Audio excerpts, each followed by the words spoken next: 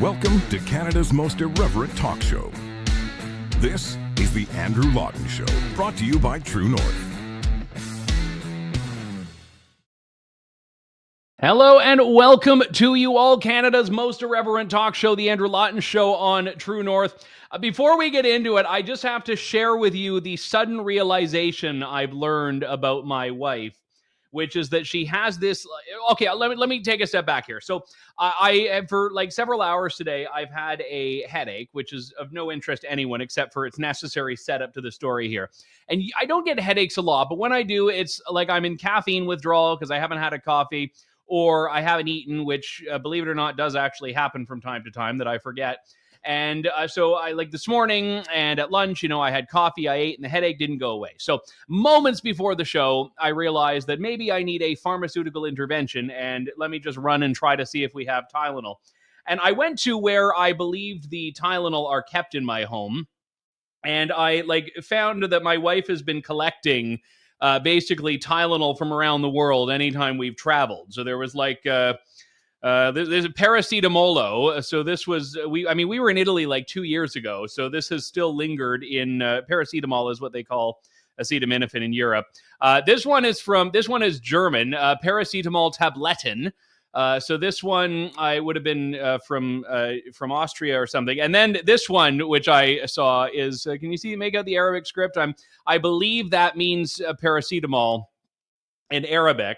And I'm just wondering why we can't just take the Tylenol from one country when we travel, why we need to amass this. So anyway, I've learned that the medicine cabinet in my home is like the United Nations of paracetamol. So I took the German one. So if I start breaking out into some German folk song midway through the show, that's why. It was because I took the German paracetamol, which translated is still paracetamol. Anyway, all of that. This just happened like 2 minutes ago. So I'm like, oh, this is like a fun story. Men can relate, where you just open up a cupboard and just have no idea how anything that was there got there. And that's what marriage is. But you know what? I highly recommend marriage, which is why we're going to be talking later on this show about families and some of the problems that we have in Canada from a demographic perspective, one of which is the fertility crisis. We'll talk about that with Tim Sargent later on in the show. Also going to be talking about kids in the classrooms and why some activists are saying they are not going far enough, the Ontario government, in getting rid of cell phones in the classroom. But I want to begin first and foremost by just talking. Well, actually, before we get into the topic I want to talk about now, just as a programming note, you may recall over my right shoulder there, we have a book coming out, Pierre Poilievre, A Political Life, the first ever biography of Pierre Poilievre, of which I'm aware, coming out on May 28th. Now, I've heard that at some bookstores, they have jumped the gun, and it's actually already on shelves now. I saw on the weekend people were sending me pictures of seeing this thing on store shelves, but technically it's not out yet. But I do want to let you know, because I know we have listeners and viewers to the show from across the country, that I'm going to be doing a book tour. It's a small tour. We're only going to a handful of cities, but I will be in Calgary, Toronto, and Ottawa to start when the book comes out. So I'm going to be in Calgary Wednesday, May 29th. This is, you can see it on the screen there, at the Ranchman's Club. I'm going to be in Toronto May 30th at the Albany Club, and Ottawa, we're still fine-tuning the details. I think it's going to be June 5th. Now, these events are being sponsored by the Modern Miracle Network in the case of Calgary and Toronto, and Canada Strong and Free Network in the case of Ottawa. But we're going to have all the details up. So actually, Sean, can you put that page up there, please? So you can find that page, which has the link to get tickets, at modernmiraclenetwork.org/Lawton. I know it's a long description, but modernmiraclenetwork.org/Lawton. If you can't find it, just send me an email, andrew@andrewlawton.ca, and I can send you the link there. But there are only a limited number of tickets. So if you want to come out and you're in Calgary or Toronto or Ottawa, let me know. And conversely, people have asked, why aren't you coming to here? And they'll come up with the name of a town I've never heard with 4 people in it. I'd say I'd love to. If you have a group that's willing to sponsor and bring me out there, great. The problem is that when you buy books, there's actually not a thick enough margin to justify going everywhere. So you need to have like another group that wants to host you and bring you in. But happy to go anywhere, and I'll be talking lots about the book when it comes out, and hopefully you'll be interested in it. And, just to tell you what it is, it's a biography of Pierre Poilievre. It's not a whitewash. It's not meant to be a piece of promotion. It's meant to be a pretty fair and journalistic take on who this guy is and where he came from. And I think there's a lot in there that people who like Pierre will take away, people who don't like Pierre, people who are unsure. That's the spirit in which it was written. So anyway, if you've already picked up a copy, thank you. And if you haven't, you can probably get it now. If not, in a couple of weeks' time, you'll be able to. But let me talk about this RCMP revelation that came out. And True North reported on this yesterday. Cosmin Georgia, who hosts the Daily Brief most days, the RCMP's long-awaited review of its handling and its experience, basically, throughout the Freedom Convoy has finally come out. And there were some interesting takeaways in this. Now, the RCMP police did a canvass of a lot of their officers' responses to this. And frontline officers were incredibly frustrated with how the RCMP brass behaved. Frontline officers were concerned that their role was being heavily politicized. They were concerned, one thing that I found really significant was that police intel reports, so what police were unearthing, were being misrepresented by the government. So the government would come out and say, oh yes, police are saying this, and the RCMP officers are saying, well, hang on, that's not what we said. That's not what we told them about. And also that the government wanted these hourly briefings, but because they wanted them every hour, police were so focused on preparing the briefings, they weren't actually able to collect the information that they needed to be in the briefing. So you had this situation where the government was getting half-formed thoughts and half-formed reports because they were just forcing the police to spend all their time doing the reports and briefings and not actually policing. And we go back to what we learned during the Public Order Emergency Commission, which was that the federal government wanted the Emergencies Act when no police were asking for it. This was not at all a case where police were saying, absolutely, our hands are tied, we need more powers. If anything, police were saying, hey, we've already got this, just let us do our job. And the Ottawa Police Service, the OPP, RCMP, they were all really clamoring around, trying to get their piece of the pie here. Ottawa Police was being territorial. The RCMP, we learned the commissioner was fairly deferential to Justin Trudeau. Brenda Lucky, the OPP seemed to be the ones that were really in control of a lot of the crucial aspects, but were being really edged out. They were being frozen out about this. And it was interesting, just to give you a reminder from the Public Order Emergency Commission, that the federal government was really actively trying to screw the Ottawa police. Take a look. And there, Minister Blair discusses throwing Ottawa under the bus. That was your note? That was my note, correct? All right. And I take it when he's saying Ottawa, he's talking about the Ottawa Police Service. Is that fair? It's not the city of Ottawa? Correct. Right. So his plan on that date is he's intending to throw Ottawa under the bus, being the OPS, for any failures that have been dealt with respect to policing. Is that fair? He could have made a comment during the meeting saying that he was not satisfied with the work that's being done by Ottawa Police Service. That was Brendan Miller there, the lawyer representing the Freedom Convoy organizers, cross-examining RCMP brass on the stand. And then you also have this, the acknowledgement from Brenda Lucky of what's been established time and time again. We're just doing a little refresher course here because this was a little while ago now, that the convoy was not a threat to the security of Canada and thus could not be a national emergency. Commissioner Lucky, you were present for both the February 13th IRG as well as the February 14th cabinet meeting?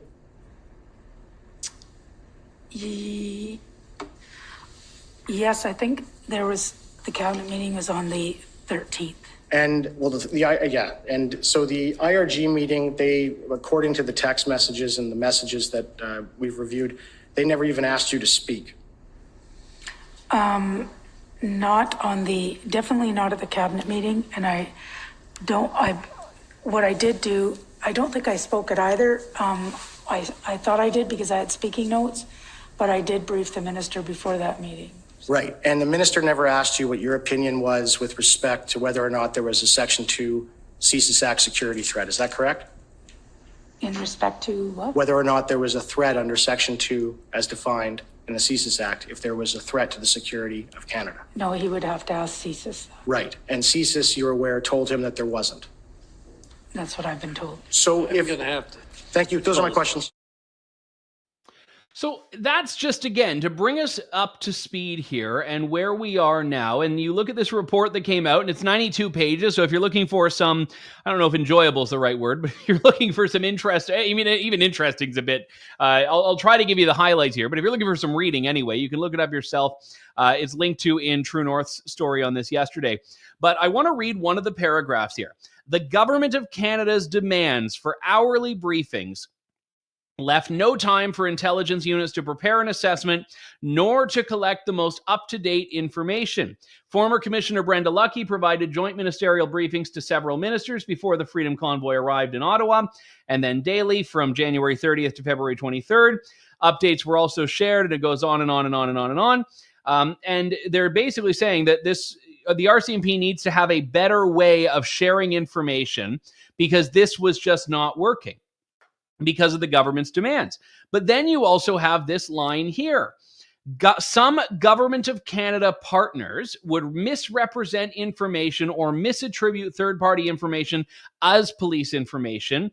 Interviewees, so that's those they canvassed for preparing this report, often noted that various Government of Canada partners would reach in directly to specific intelligence teams or individuals which did not respect the chain of command or established protocols. So you had the government going to people they wanted to go to, not keeping in mind, not respecting the chain of command. And it's understandable when you learn that the chain of command was finding what we heard time and time again through the Public Order Emergency Commission, that this was not an insurmountable problem that needed the Emergencies Act. So you may say, what's the point of this? I mean, the RCMP, like a lot of government bureaucratic agencies, does not move quickly. So the fact that it's taken more than 2 years for this report to come out is not hugely surprising on my part. But nevertheless, we have yet another reminder of this, basically this fundamental lie that the federal government told people, which is that police were asking them for this. Police weren't asking for it. The city of Ottawa wasn't asking for it. CSIS wasn't asking for it. It was the government itself that pushed this. And you may have seen there was an access to information request recently that someone had asked for basically the legal opinion that was used, the legal briefing that was given to the federal government on the Emergencies Act and whether it was legally justifiable. And the whole page was blacked out. The whole page was as black as Justin Trudeau's face at a house party. You could not see anything in it because the government will not reveal the legal opinion it got. And I suspect it's because it was probably a thin or tenuous basis on which they declared the Emergencies Act necessary. And as we've talked about time and time again, as I wrote about in my first book, which was about the convoy, they saw their window was closing. They wanted to go after the bank accounts. They wanted to declare this a political win. But the government being embarrassed is not, I repeat, a national emergency. So that is what we have on this for now. But whether there will be a reckoning is anyone's guess. Wanted to turn to an issue that is near and dear to a lot of those of you watching and listening to this, and that is what your child is learning in the classroom, and more importantly, how effectively they are learning. Now, I had it easy, because I think the only handheld device that I had to contend with when I was of school age was, I think, a Tamagotchi, which at one point was like beeping up a storm in the classroom. So the teacher just took it and put it in her desk. And I don't even think I ever saw it again, to be honest. So that Tamagotchi is probably long since died by now. Or maybe it's just, living up the life in my teacher's retirement. But now kids have everything. They have their iPhones, their iPads, their all of these different devices. I was going to name other devices, and then I realized I don't know any more devices now because iPods aren't a thing. I think they've just been replaced by the iPhone, basically. But the Ontario government has tried to do something about this. They've come up with a policy that effectively keeps devices out of the classroom up to a certain point, and then says from grade 7 and up, I think it is, that with teacher permission, they can be used. Some people are welcoming this, but others are saying it does not go far enough. Joining me is Paige MacPherson, the Associate Director of Education Policy for the Fraser Institute. Paige, always good to talk to you. Thanks for coming on today. My pleasure. Thanks for having me. So let's talk first off about the why here, because I think there are some people that just take an anti-distraction and anti-tech view, and they don't want kids on their phones in class. But the data actually support this as being a fairly significant thing when it comes to educational achievement and performance, doesn't it? Yeah, absolutely. So we have really interesting and valuable PISA data. So that's the Program for International Student Assessment from the OECD. That looks, probably most people know that as the sort of gold standard international test of 15-year-olds that is done. So PISA has great student performance data in math, reading, and science, but they also have an insights report that has data on a whole bunch of different things. And they looked at smartphones and digital distractions in classrooms in their most recent report. And what it found is that there's actually a measurable impact on math scores in particular when it comes to digital distraction in classrooms. So that's from people either being distracted by their own devices or people being distracted by the devices of people in the classroom around them. And that's really informative for when it comes to crafting smartphone ban policies in classrooms, because it means that it's not just what one student has on their own desk that matters to have an actual measurable impact on their math scores. And other research has shown really their cognitive development, or that they're actually cognitively impairing to have this digital distraction going on. But it actually matters what other students in the classroom have as well. Now, I don't know at what age kids are getting phones. I'm assuming there's a bit of a range here, but the policy really, I think, where it's relevant is from 7 to 12. So grade 7 to 12, not age. And that's where the teacher can say, okay, if maybe you want to have your phone, that's fine. Or the teacher could say no. I feel bad for teachers here, because now all of a sudden they're the bad guys and they're the ones that have to enforce this. And if you've got some 16-year-old boy or girl that doesn't want to put their phone down, even if the teacher has said no, that's really the end of it here. So the enforcement, I think, will be a huge problem here. And it's, again, another thing teachers have to deal with. I totally agree with you. I think this is one of the flaws in the policy that Doug Ford's government has put forward that you pointed out, is that there's a much more uniform, strict ban in the younger grades. And where, yeah, we do know that kids are starting to get smartphones in grade 3, 4, 5, which might come as a shock to some parents. My oldest kid is 6, and I can't believe that this is a reality. It's almost around the corner. But this is true. But the likelihood of that kid bringing their smartphone to school and being distracted by it during the day, it exists, but it's a lot lower. Whereas we know that the stats on smartphone ownership in high school are through the roof. Almost all teenagers have these devices, and they're the ones who are much more likely to be glued to their devices throughout the day. So having a policy that is the most uniform as possible and really as strict as possible when it comes to just removing the digital distraction from teenagers in particular, and middle schoolers as well, where there's middle schools in Ontario, that is something that, I think that's a big flaw in the policy. And the other thing as well is that, so the 2019 smartphone so-called ban, which wasn't really a ban, that the Ontario government had in place, left it up to school boards. This new policy, which I still will not call a ban, leaves it up to teachers' discretion, which, as you say, makes teachers the bad guys. Teachers need to know that, yeah, they can be the bad guy sometime, and discipline in classrooms is really important, and teachers maintaining, calm control over their classroom. We know from the research this is a really important thing for great student outcomes.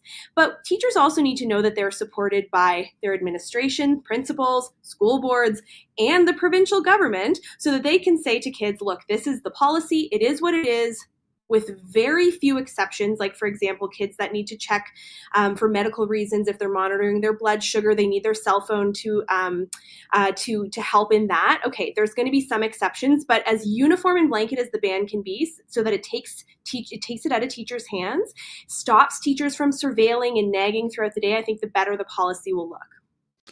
One thing I wanted to ask about, and this is when we talk about school as a preparatory influence for the real world, is that the real world is one in which people are surrounded by phones, and phones are a part of everyday life. In the same way that I think the negativity surrounding calculators has sort of gone away, because most of us in life, and again, probably wrongfully so, but most of us in life will never need to, memorize our multiplication tables or whatever. But is there not something to the argument that we should be using technology as an educational tool in the classroom? Because that's the counter I've heard to this, is that, well, no, it's not realistic to, have this technologically sterile environment. So let's just make sure that we're leveraging this and using the advantages of these devices for learning. That is definitely one of the most prominent counter arguments. What I would say to that is that school is for two things. School is for preparing students for the world in terms of their learning and their academic achievement. Students need to go to school to learn. We know that once a student is distracted by a smartphone, it can take, one research study showed, 20 minutes to regain focus. A full 20 minutes. That's an entire lesson in some cases, just after one distraction. Just to drill into that point. So if I, look at my phone for a second and look away, I would assume that the distraction has now ended, that I'm back. But you're saying with kids, that's actually not the case at all. Kids don't have the same amount of brain development that has happened that adults have. They don't have the same prefrontal cortex development that controls impulse. So they aren't able, if you feel your phone buzzing in your pocket, you might say, you know what, I'm going to get to that later because I'm working on something. And we know as adults, it's really difficult for us as well. But for kids, it's so much more difficult because they just don't have that impulse control. They don't have that same level of brain development that we have as adults, which makes smartphones in general really problematic for a lot of kids and teenagers. But certainly when it comes to focus, there are big impacts. And there's been a lot of work and research in psychology that has been done on this exact topic. Jonathan Haidt's book is a really great resource on this. He's a psychologist that has written about this. Recently, he calls for a ban of smartphones in schools. It says that they should be put into a lockable pouch or a locker for the school day. The reason being that kids just don't have that level of impulse control. But the other thing that I would add is that school, yes, for learning, that's the primary purpose of school. It's not just to prepare kids for the modern world or whatever the sort of rhetoric around that will be. It's also for genuine socialization, right? It's for kids to be able to do things face to face, to interact with their teachers, interact with their peers face to face. When you put away the digital devices that are in front of kids' faces and distracting them throughout the day, you're going to have more of that genuine face-to-face socialization, which I also think is quite important for kids in many, many real-world contexts, socially, but also professionally. Yeah, it's funny you mention that, because I've seen some people argue, and I've got a bigger issue with this, but I certainly understand the argument of banning them at all points in the school day. So even in the lunchroom, you shouldn't be able to have your phone out. And that's really one of the reasons when you talk about socialization there, is that the whole point is that you have a time in your life in which you're all in the same room, you can all get together, you can all talk and have fun and laugh. And I suspect if you walk into most lunchrooms now that everyone is just glued to their phones. Absolutely. So if you ask my personal opinion on it, I think that phones should be banned throughout the day. Most of the experts who are out there on this topic agree that the ban should be throughout the day for those socialization aspects, but also because we know that phones, and some of the PISA data actually speaks to this as well. The 8 in 10 kids in Canada say that they're anxious when their smartphone is not with them at all times in the day. We need to break that cycle. That's actually higher than the OECD average, which is closer to 60% of kids. We also know from that data, again, that kids are distracted by their own devices, yes, but they're also distracted by others' devices as well. So if kids are thinking about the next moment that they're going to get to their smartphone, thinking about the next moment that the person beside them is going to get to their smartphone, if kids in schools they're taking videos of one another, they're showing each other things on their phones. If you think, okay, okay, my kid has pretty good self-discipline. That's one thing, but the ability for them to be distracted by other kids is really significant as well. And parents play a role in this too, right? A lot of parents want to be able to get in touch with their kids at all times during the day. And this is a situation wherein I do think provincial governments need to show leadership. I believe that parental involvement in schools, providing consent, being informed if they want to be about what their kids are learning in school, offering feedback on that. There's good research to show that that's really important for beneficial student outcomes, student achievement being stronger as well. But parents will need to get on board with a policy that they know that if there is a true emergency, they can call the office and not get in touch with their kids throughout the day. So there are stumbling blocks beyond just that one child and their smartphone and how much they're using it throughout the day. There's a digital distraction that is so much larger than that in classrooms. If we allow the sort of, okay, well, you can have your smartphone now, you can get it back and then you give it back, and then this throughout the day. There's logistics that have to be worked out when you think about things like lockable pouches. Some of your viewers might have gone to a concert or a comedy show where they had to put their in a lockable pouch because the show was being recorded for a streaming service. They probably enjoyed the show a lot more because they didn't have distractions, and then they got their phone back from that lockable pouch from security at the end of the concert. Teachers can employ that, or schools, and you can do that with cell phone lockers as well. It does become a little bit logistically tricky when you think about high school students moving from class to class, but independent schools across North America, there are examples of schools that have done this with quite large student populations. It's very doable. And I think the benefits of having focus from kids during classroom time so far outweigh the costs. Well, you and I are the same age, and I recall maybe on 2 or 3 occasions in the entirety that I went to school where something was so urgent that my mother needed to call the school and have the office page the classroom and have the teacher send me to the, it's not that common in most cases that you're going to need that, but there was a process available. And, maybe it took, 4 minutes longer than, just texting me would have. But I also wonder how much, and you may have, I know it gets outside of the educational policy realm, but as a parent, you might have thoughts on this. The idea that parents might be more of the problem than kids in some of these cases, that, parents are the ones that are in that emergency mindset. I mean, the kids may want their phones for other reason, but that emergency need for contact argument, I just don't think is really as real as some parents might make it out to be. Yeah, there's, it's sort of a byproduct of our modern world, this sort of safetyism culture that we need to be able to monitor kids 24/7. It is certainly prevalent. And I do think that, when it comes to policies like this, you do need to have people, the policies need to be thoroughly explained to parents. They are a critically important stakeholder in education, but ultimately schools ban certain things that we know are negative for kids. There are going to be some, like I said, exceptions for medical reasons and whatnot. But this is not something that school is for, right? School is not to be distracted by their smartphones all day. And if parents can sort of come to understand that the improved cognitive abilities of their kids during the school day, the reduced anxiety, the increased genuine socialization, the increased ability for teachers to maintain control over their classrooms, reduce the nagging, reduce the surveilling that they're having to spend so much classroom time on. We know that parents are, in many cases, dissatisfied with falling student performance results as well. These are important outcomes for kids to ensure that they have bright futures and to ensure brighter futures for our provinces. So ultimately, knowing that smartphones in classrooms distracting kids are a significant component of this problem, and knowing as well that, we've got big fish to fry when it comes to education policy, but this is one that is pretty easily solvable with a simple, elegant not very expensive policy solution that we already have at our fingertips. We just need courage from provincial governments to implement this policy. So yes, parents are going to need to come on board.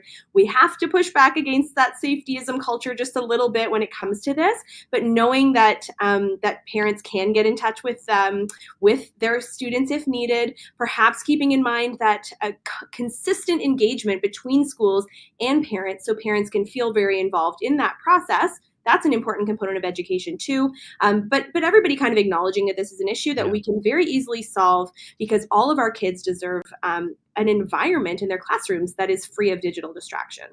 No, very well said. And it was part of the fun too. The announcement comes and calls someone to the office. Everyone else in the classroom gets to go, oh. It was part of the fun. Why rob your children of that potential public shaming or whatever? Anyway, all right, Paige MacPherson, always good to talk to you. Thanks for coming on today. Yeah, I like that you've highlighted that we lived in the golden era of Tamagotchis and public shaming over the announcements.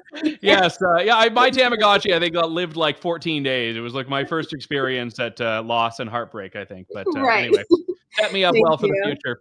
And that now it's like the Tamagotchi is like the most like you. I would actually love to, if you've still got one kicking, because I bet the thing, like the batteries on those things lasted forever, so they're probably still alive. Like, give a kid today a Tamagotchi, which had a screen that was like, Sean, you got to find a picture of a Tamagotchi before the end of the show. The screen was like a tiny little like stamp size screen. I think the thing had like 2 buttons on it. And this kept us entertained. And I'm imagining if you were to like give a kid a Tamagotchi as a gift, he would look at it, or she would look at it and be like, what the hell is this stupid, like, what do you even do with it? I don't even know what you did with it, but we liked it. It's like a Game Boy. My parents, not that long ago, found like my old childhood Game Boy, which is still working, and they gave it to my nephews with my permission, and they liked it for like 3 minutes, and then I think probably went back to the Nintendo Switch or whatever kids use now. Anyway, we're doing all the nostalgia here, but talking about kids is a good segue into our next topic, which is the reality that most Canadians are not having them. Or I shouldn't say most, but Canadians are having children in fewer and fewer numbers.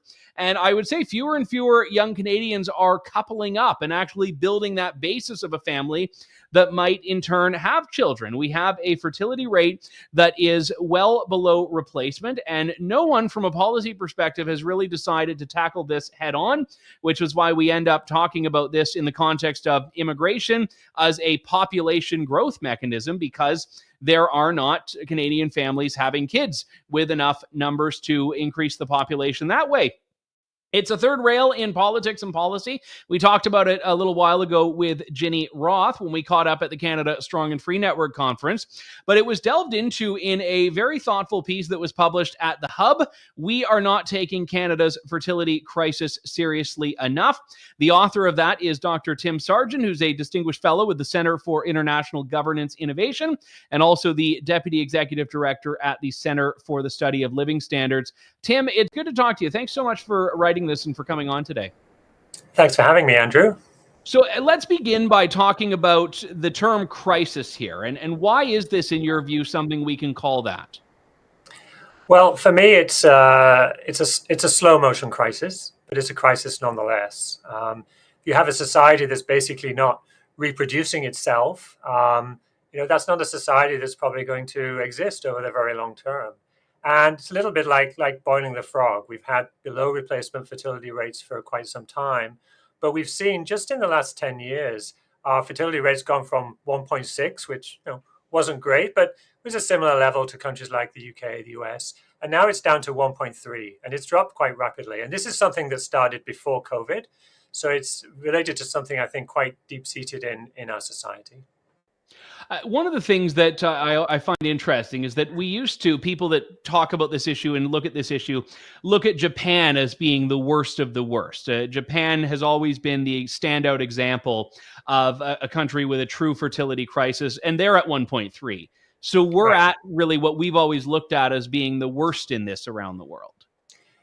That's right. So we always used to look at a country like Germany, for instance, and say that, well, they had a lower fertility rate than us, but now Germany is higher than us. We're at 1.33. They're at 1.45. So we really are dropping down the league tables here, and we're down to levels close to Italy or Japan. we're not as bad as a Korea, for instance, which is now down at 0.72, but we're still at quite low levels now. I mean, what 1.3 means is that for every 10 Canadians, there will be only 4 grandchildren.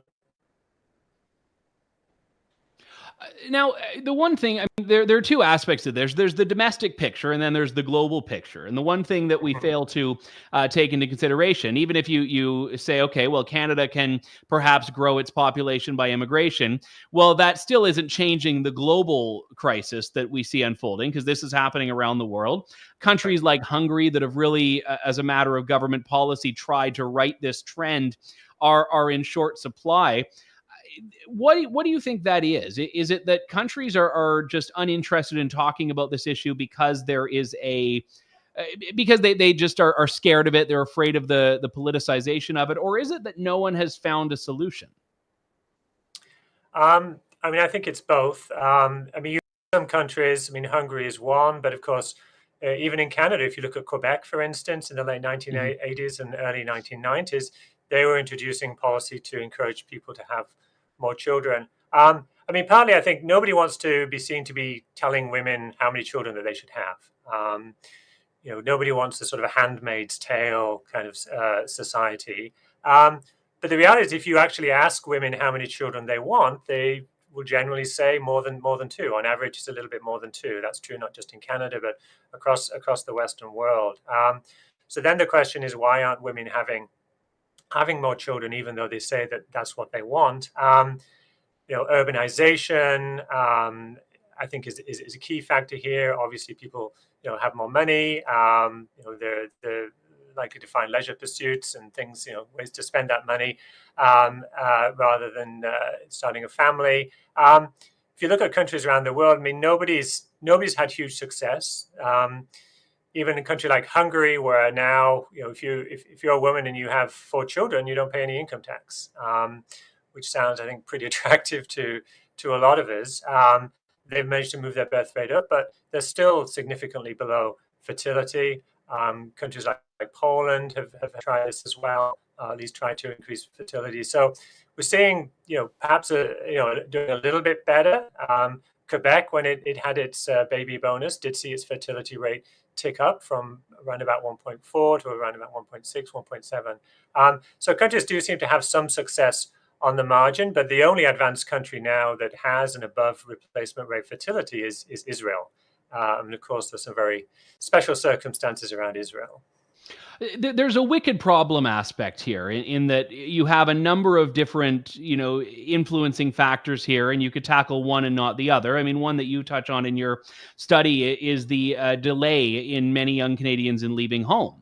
So if you have 1/5 of adults 25 to 34 living with their parents, these are the data you've showed, then that raises a number of practical challenges to your dating life, for example. It raises challenges then in partnering up with someone so that's one example. And we can look at then, okay, why are Canadians living at home? Is it economic? Okay, well, we have an economic issue, a housing issue. You could solve that, and you maybe have only accounted for, let's say, 10% of the problem when you have all of these other factors. Exactly. So you have to kind of look at people's life cycles here. I mean, in order to have a children, first, most people will want to be in a couple before they do that. In order to be a couple, most people, need to kind of leave home and set up a new family unit. So, certainly there are explanations like housing, for instance. I mean, if you want to leave home, you need somewhere to live. You're going to start a family, you probably want a bigger house. So those are explanations that do touch at this whole sequence of events that needs to happen. But there's probably some deeper social cultural things going on as well. And as you say, Andrew, you can't just look at one aspect of this problem. There seems to be something that the traditional model of, you grow up, you leave home, find a life partner, and then have children. That traditional model just doesn't seem to be as popular amongst Canadians or, frankly, across the Western world as it used to be. It's still what most people are doing, but fewer and fewer people are doing it. I've heard mixed, sort of mixed weight given to economic factors for people not having children, because I think we often hear, oh, it's too expensive to have kids, it's too difficult. But I've also heard some studies that have showed that's really not the reason people aren't, that very few people are refraining from having children because of the cost. And I was wondering if you could weigh in on that. Sure. I mean, the reality is our grandparents, had way less in terms of resources than we have, and yet tended to have more children. My grandmother lived in a small village in the north of Yorkshire, and her husband was a farm laborer, and they had 4 children. So, some of these economic arguments don't really work. Generally, what we see is the more money people have, the fewer kids that they're having. And so, I think to say, well, we can't afford children. Well, okay, but why wasn't that true 20, 30 years ago? Because certainly, although incomes have been, haven't really been advancing that much in Canada the last couple of years, if you look over the last couple of decades, people now are a lot better off than they were 20, 30 years ago. In your proposals of just possible policies that we could include, one that I found interesting, because it's not off, I don't often see it in this context, was looking at ways to reduce the formal educational requirements for jobs. So to actually basically get people into the labor market earlier. And I was wondering if you could expound on that a bit.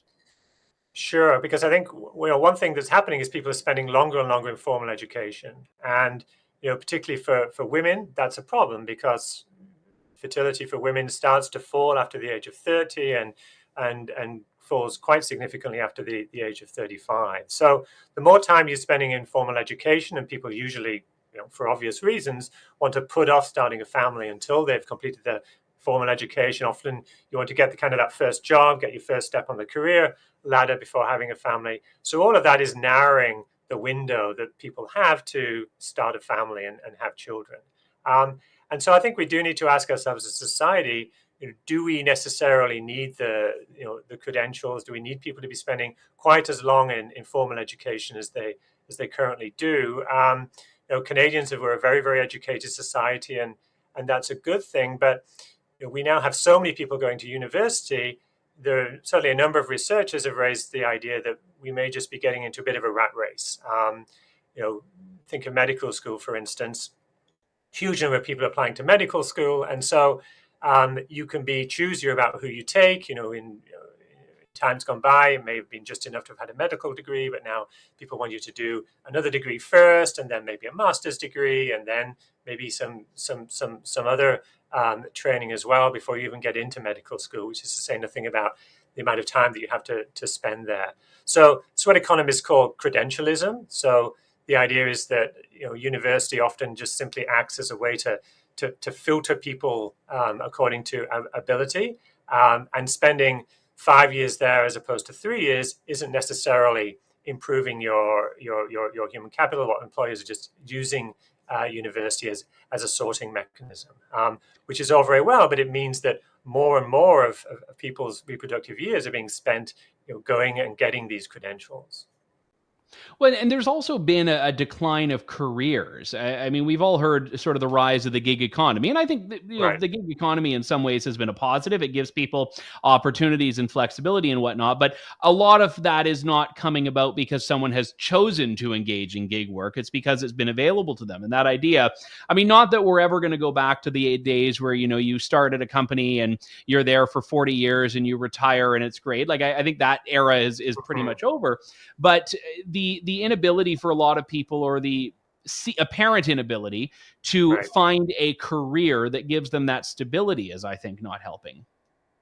Oh, absolutely. I mean, when having a family is even getting married and settling down and buying a house. I mean, that's a bet on the future, and so you need to have a pretty positive view of the future. You need to have an idea that there's a bit of a ladder there. Hopefully that you'll have a fairly safe and stable stream of income. And when you ask people about the future, Canadians are much more, especially young Canadians, are much more worried about the future than they used to be. Much more concerned about their ability to have a house, to have a decent income.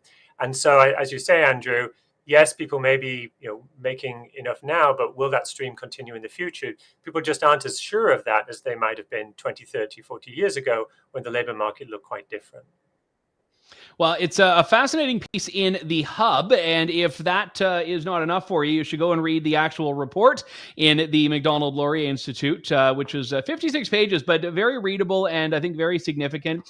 Dr. Tim Sargent, well done, and thank you so much for coming on. Thanks for having me, Andrew.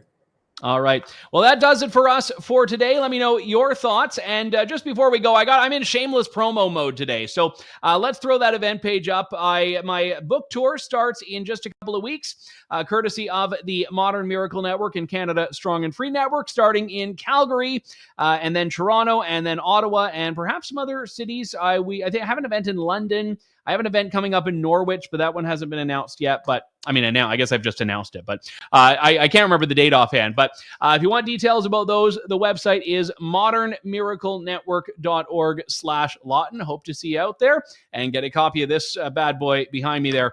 That's it for today. We will talk to you all tomorrow. Thank you. God bless, and good day to you all. Thanks for listening to The Andrew Lawton Show. Support the program by donating to True North at www.tnc.news.